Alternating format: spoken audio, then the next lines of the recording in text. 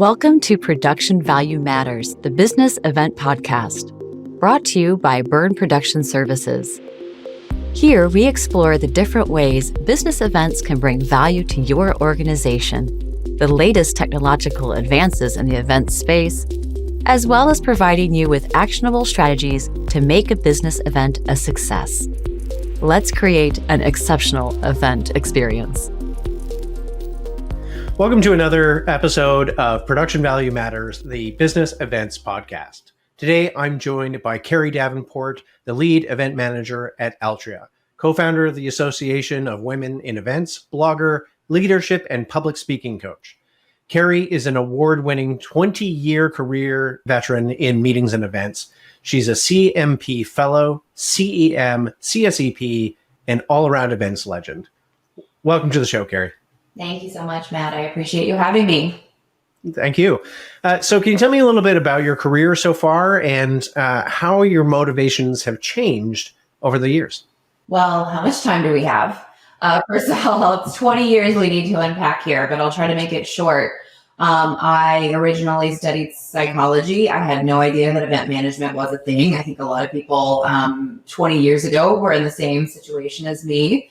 And then I had a friend say, you should do this for a living. You're super organized and ultra into helping us with event planning and decor and creative. And I was like, that's not a real thing.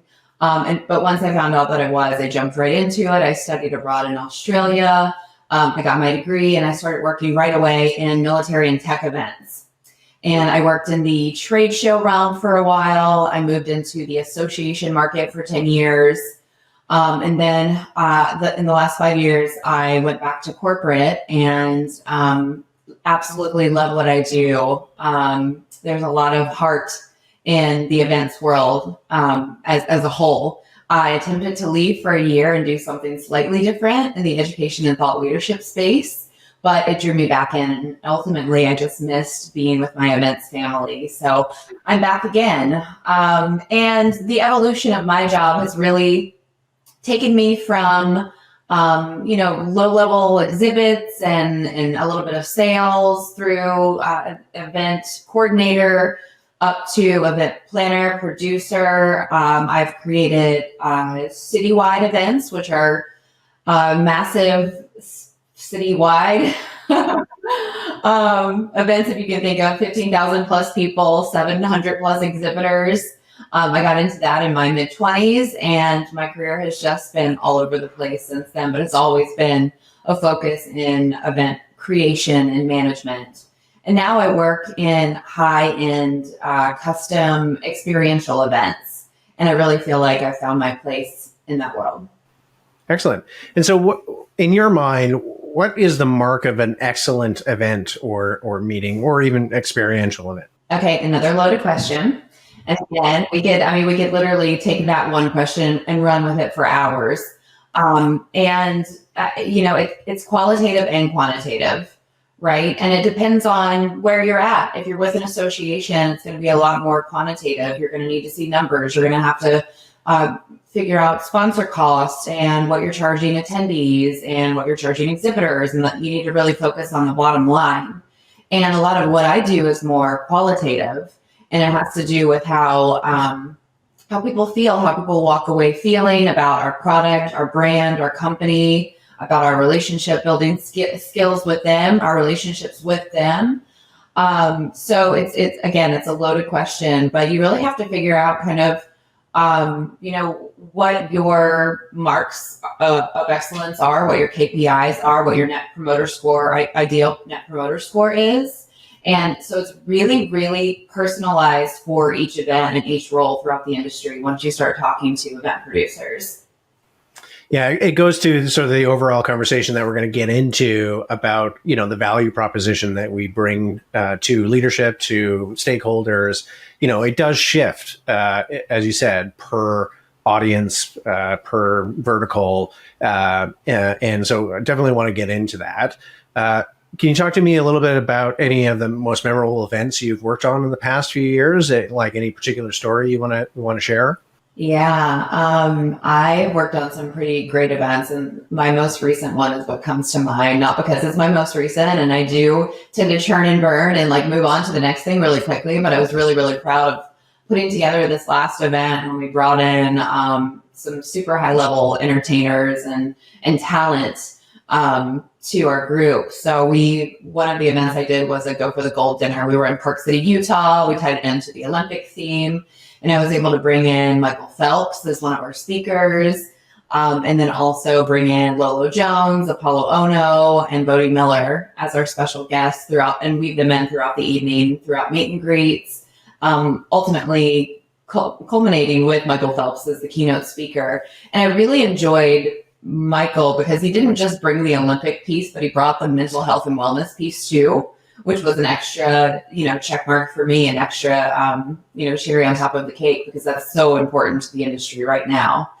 So it was a high touch, high end event that really brought some like compelling content as well.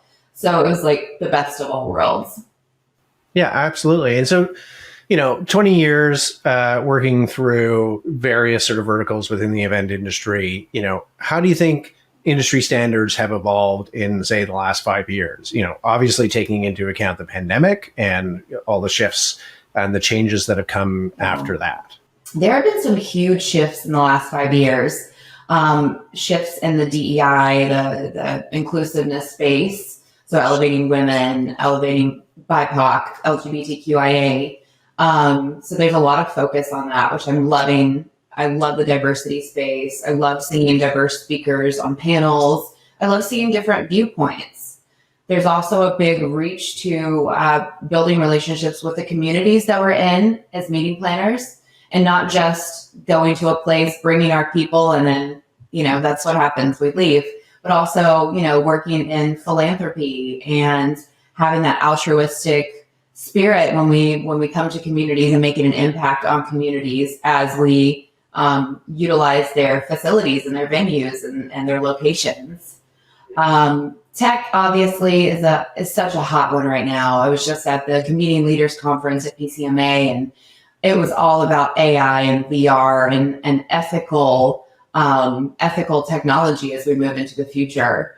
So those are three that are just like off the top of my head. And I'm missing one: sustainability was a huge one. So as we think about the environment and the impact that we make, we have a huge one in the hospitality sector.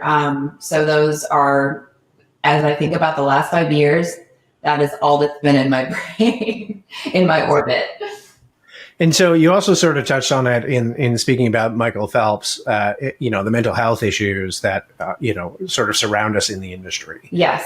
And certainly one of the things that I think we are speaking about more. And I think that's just an excellent thing. There are, a lot of people coming in from the cold, which I appreciate. So what are the biggest questions attendees have now in regards to the value proposition for an event? Perhaps it's worth noting too, for anyone not sure, what is the value proposition in that context? Yeah, for attendees, it's huge. And I just read a survey that came out from Freeman, and 72% of people want to attend events, live events. And I think coming out of the pandemic, I feel like we all feel the same way. We need a touch point. We need that reconnection.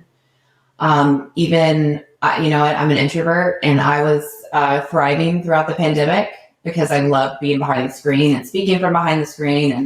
And I think I needed that break. But even introverts like myself, we're just ready to connect with people again and be face to face. And there is something to be said about the value of face to face and hybrid.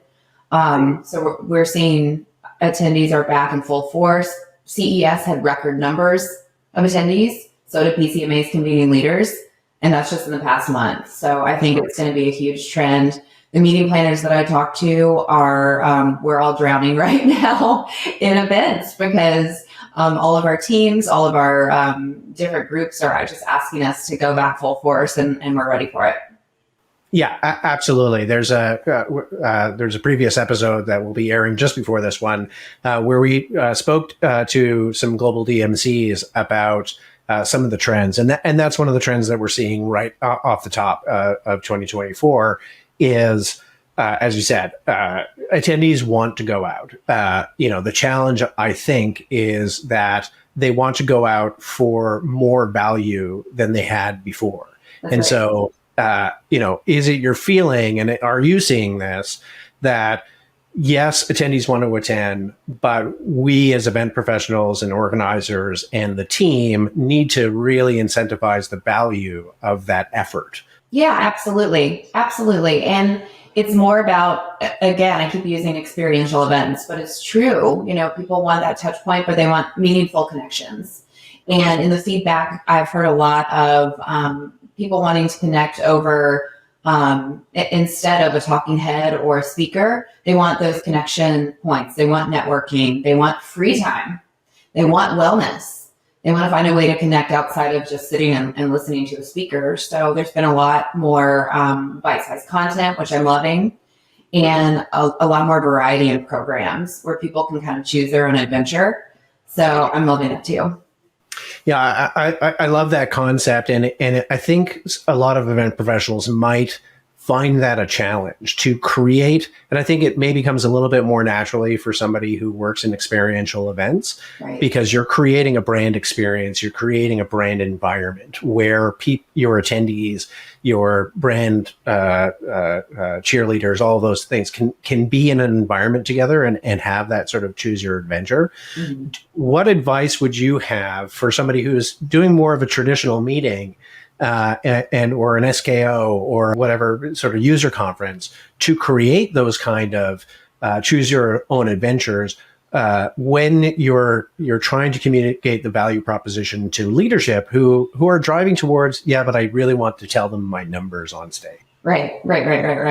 Yeah, no, the number one thing I would say is reach out to a group like Storycraft Labs, who are helping event planners create personas.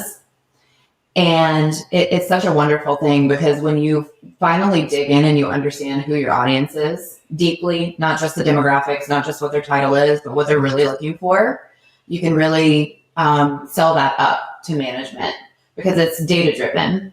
And I think as meeting planners, we love qualitative. We love the good feels. We love people walking away feeling good. But if we sell our events and our position up to leadership, it has to be more quantitative, and we have to speak in the language of business. And groups like Storycraft Labs, and there are plenty of other groups. That's just one that I've utilized myself. They will help you create those personas and help you kind of dig into agenda creation. And it's such a good sell, and it's such a good conversation to have with leadership, not only for the path of the future of your events and user conferences, and it's perfect for conferences like that, but also for where you fit in as a meeting planner in the business sense in your organization, and what value you bring to the company. So let's talk about some of the strategies that you use for identifying that workable value proposition and how you start that process, to selling the data to leadership. And so, what are some key bits of information you need to get right away, or so you can plan effectively for that process? Yeah, I think, you really have to start implementing surveys as soon as you can. It doesn't have to be perfect. There should be some quantitative and some qualitative to it, if possible. I know it's not one size fits all, but the first thing you need to do is implement surveys after event surveys. And then that gives you some level of data to start working with. And you really have to benchmark what you do year over year to understand growth. So if you're doing 700 concurrent sessions one year, how is that changing year over year? And what's the value per session? So you really have to dig into ROI. And again, it's so different for everybody. I wish there was a one size fits all. I've come to events to listen, to figure out what the magic code is. And there's not one. It really is customized. I've set through, I think, every single one. I'm so excited to figure out that code. There just is not a one size fits all, right? And I think it's also, understanding your C-suite and your leadership, and perhaps the board of directors that they report to, and what's really important to them. Because with some, maybe it truly is just that feeling and that relationship development and that feeling of partnership that they walk away with. And that's what you have to focus on. Or maybe it is okay, Carrie, I need to see the bottom line. Are we making money year over year? How are we growing this to be 30+% of our budget? And how can we manage costs and that's another presentation that you would have to do. But it's not one size fits all. I wish I could pull the curtain back and give everybody that. But I really have found over the last 20 years, it's so custom, it's so personal. But it is, it's a part of our work, and it's something that we should do. Absolutely. So has the identification of an event's target audience evolved in the past few years? And do you think, are there places where you can, I as a professional, I've struggled with this as well, is some general market research and analysis that is out there. Is there any resources that you would recommend for clients and teams to use? Yeah, that's a tough one for me, because for the last 5 years, I've had a set client base. So I don't market to anybody. I have a dream job, guys. I'm just going to say it. I don't have to grow anything. I have to do some really wonderful bibbity bobbity boo like the rest of us do, but it's not in the same lane as, discovering new clients or looking for new groups. So I'm not gonna pretend that I'm the best of that, because I've been out of it for 5 years. But all of the resources that I still point people back to live within PCMA, MPI, and especially the Events Industry Council and the APEX standards that they have underneath the EIC. I believe in the EIC. I think they have incredible resources. CEIR, CEIR. They have a lot in the research space as well. So, and EIC will guide you to all of those. So I keep pointing people back to my tried and true, because they've just worked year over year. Yeah, absolutely. And, for a lot of listeners, they may not be aware of how valuable the EIC is in a data resource because I think a lot of event professionals feel they know they need data. They know, as you said just earlier, doing post-event surveys is super valuable. But when they're sort of thrown into a position where none of that has been done before, something like the EIC and all of the sub-resources that they have access to is a great place to start, to go and get that initial data, to go and show your leadership and your stakeholders, here's what the industry is saying. And so if this is true, then that might be true as well. And so that might be a great resources. So what tactics do you have for identifying key KPIs for your events at the start? Can you share any times that you've had a client that had no idea what they wanted to achieve for their event and how you help them overcome that? Yeah, well, I will share a story, and I think this is really valuable for event planners. But we as meeting planners, event professionals, are sometimes seen as administrative professionals and order takers. And I recently had a leadership change up. And we had a new VP in charge, and she reached out to me and said, I want to throw this event, and I want it to happen in 6 weeks. And it shouldn't be a problem, right? We just have to put together some food and beverage.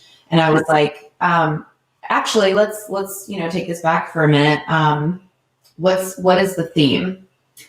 How do you want people to feel? What are the key takeaways that you feel are most important for the attendees? What's the target audience?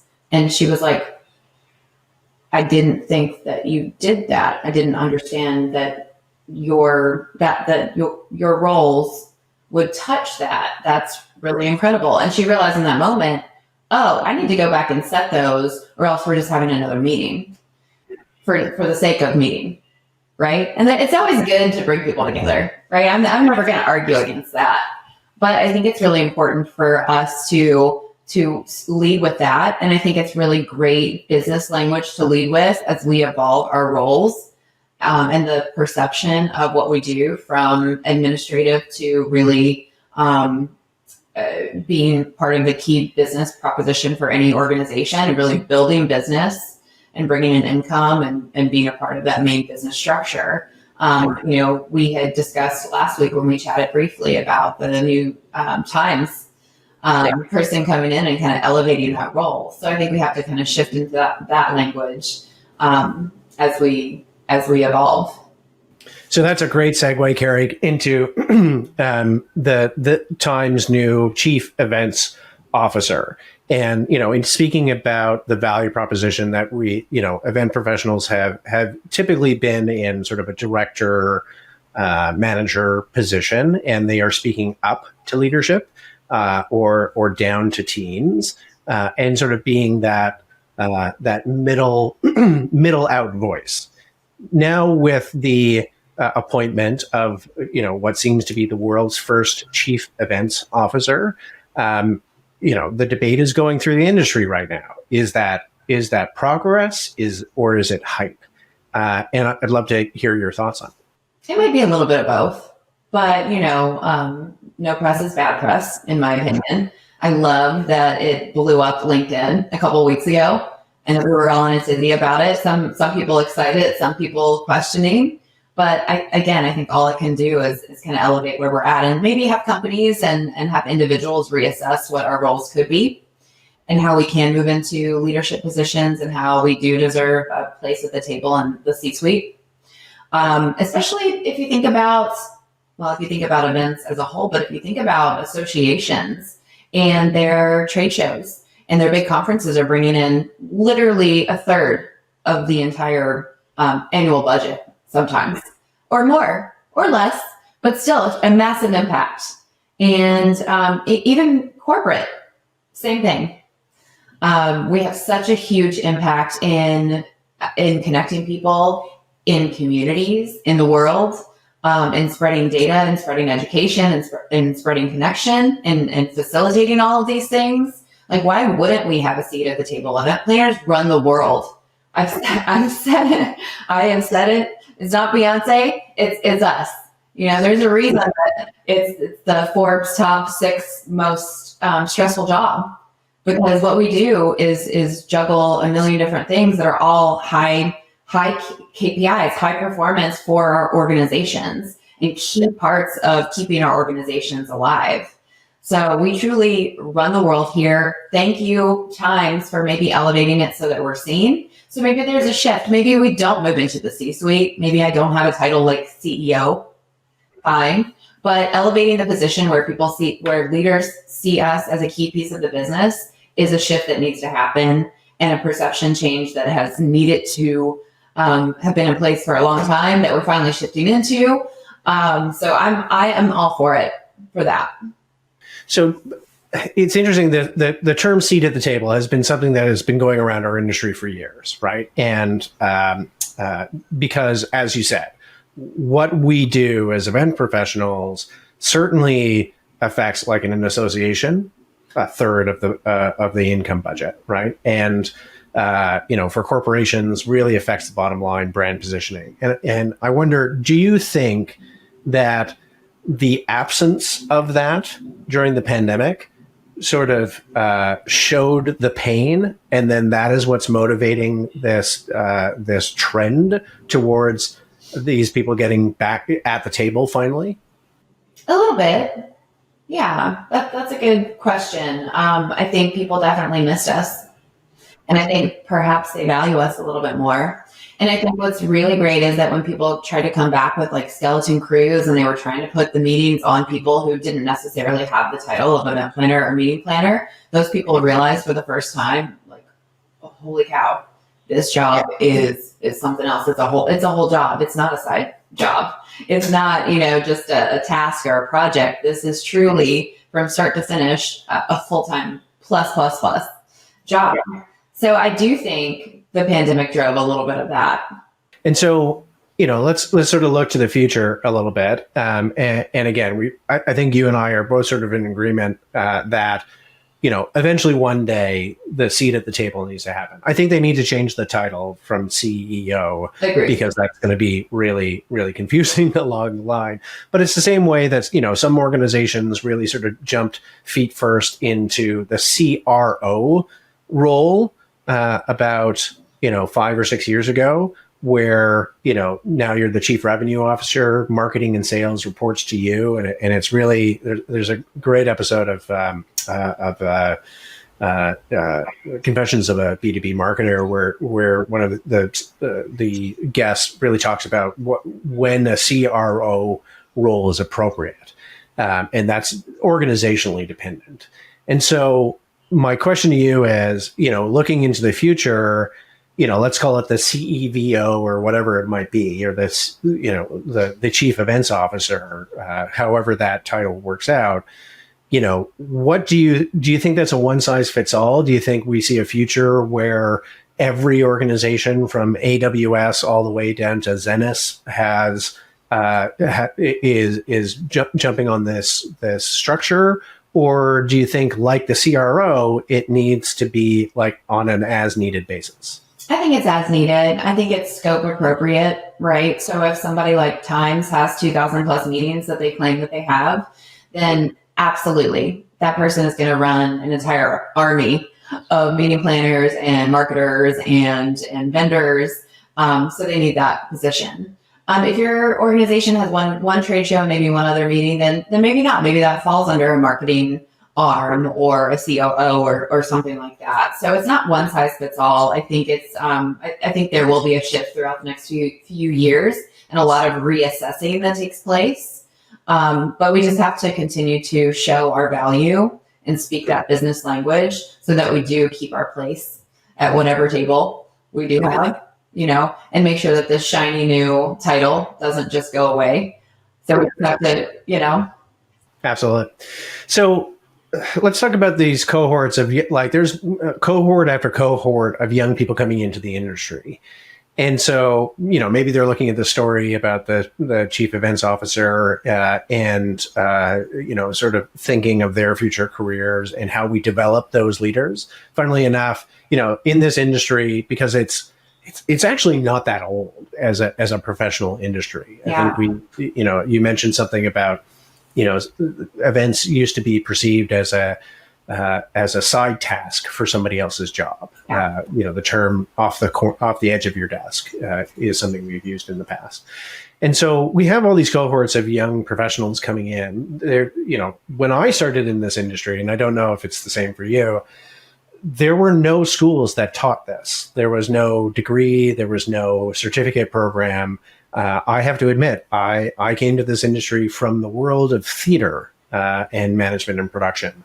And then I just happened to stumble into it many years ago. So, what things and trends do we need to sort of concentrate on bringing up those young professionals? Do you think that we are, as an industry, ready to do what other industries do, which is sort of management training? Like I think of, we all work for large financial firms and large hotel groups and all of this, where they go out to a school and find, you seem to be very smart. We're going to put you on a management track, right? And because we want in 10 years for you to be the CEO of some company, right? Something we certainly don't do in this industry yet. I think we do need to do it, but do you see that coming? I do, and I'm glad that you asked that. I sit on the board of directors for the Hospitality and Tourism Management Program for Virginia Tech. And so I get to work with a lot of young, bright, very excited young minds. And when they come into hospitality and tourism management, they often see the hotel track, as you said, and the event management track. It's kind of buried in some coursework. So I feel really, really strongly that we have to kind of change the perception about what we do and make it like a full career path and not just like a side lane that you end up on, or let students may have the perception that, if I go into management, I'm going to make a lot more money. If I go into this lane, then I'm going to stay in this hotel my entire life, or I can't, leave clubs or hotels or whatever lane that they fall into. But rarely do they come in knowing about event management still, as I'm finding out. So it's really up to us to go to our committees and our partners and our alma maters and really reach out and say, how do I get involved? How do I get in front of students? I'm able to go once a year and speak to the incoming classes. And when I leave, they're like, wow, I had no idea that was a lane, and I'm so excited to get into it. Like, what's my next step? So I really think that it starts there. And when you do have students joining at the PCMAs and MPIs and other groups, like, how do we get involved to kind of mentor them up and talk to them about our non-traditional paths, and that it's okay, to go a little bit all over the place before they find their role and their fit. So we definitely have a responsibility there, but there are so many young people that truly still don't understand that this is something that they can go into. I didn't. And even though there's a great program at Virginia Tech now, It's still something that we have to do. Yeah, absolutely. Again, I go back to, I think it was the head or the CEO of the San Diego Visitors Bureau was being interviewed on, some other trade show podcast or something. And I remember hearing this story specifically. She was like, I got out of school and I went into a management training at that. And I went, wait a minute, that exists in our industry. Right. I would have loved that when I was young. Like in my 20s, I knew what I wanted to do. I knew I wanted to be in leadership. I knew I wanted to run companies, so on and so on. But like in this industry, it didn't exist when I joined. And so, you sort of had to make it. I hope that this is a sign, again, seat at the table, yes. And further educational resources, but there's a gap in between that if we're saying we need a seat at the table, we need to train our young, I'm sorry to sound so old, but we have to train our young to be ready for that so that, when the CEO, the executive officer says, wait a minute, this is 1/3 of our income every year. How do we not have a chief executive for this? There's a cohort of people that person can point to and say, well, I'll just pick one of these highly trained leadership individuals, right? Yeah, it's hard to do both, right? It's hard to carve out that seat with leadership and focus on your tasks and raise the next generation up to where they need to be so that that we can follow that path and everything will be set and ready for them to go. So we have a huge responsibility right now. I won't put rose-colored glasses on it. It's we have to do it. We're the ones that really need to step up and mentor and reach out to the younger generation that's coming in. Absolutely. Okay, so Carrie, sorry, we're just running out of time, but I always ask this question at the end of our episodes. Knowing that we have a lot of potentially young event professionals or seasoned event professionals listening to this episode, what practical steps do you think that they should take after listening to this episode to really communicate that value proposition to their leadership and for themselves? Yeah, well, first of all, I would say reach out. If you see me on the screen and you're inspired by something I said or want a connection that you've heard me talk about, don't be afraid to reach out to people that inspire you or people that you see on stage or people that might be your accidental mentor one day. So that's like my big thing. I always say reach out because you never know who's going to guide you and help you pave that path or inspire a new path in your future. For those that are in the industry right now, it's a strange time. It's a strange time and it's a difficult time. It's the busiest time I've seen in at least 5 years. And it's going to be hard and the adjustment's going to be a little strange, but it's going to be worth it. This is the most incredible career. And as long as you stick with it and have heart and truly love what you do, you're going to be just fine. Absolutely. Well, thank you, Carrie, very much for joining us on the podcast today and have a great day. Thank you so much. Bye, everyone. Production Value Matters, the business event podcast, is brought to you by Byrne Production Services. To find out more about Byrne Production Services and how putting on events can drive value for your business, visit byrneproductionservices.com. Make sure to click subscribe so you don't miss any future episodes. And on behalf of the team here at Production Value Matters, thank you so much for listening.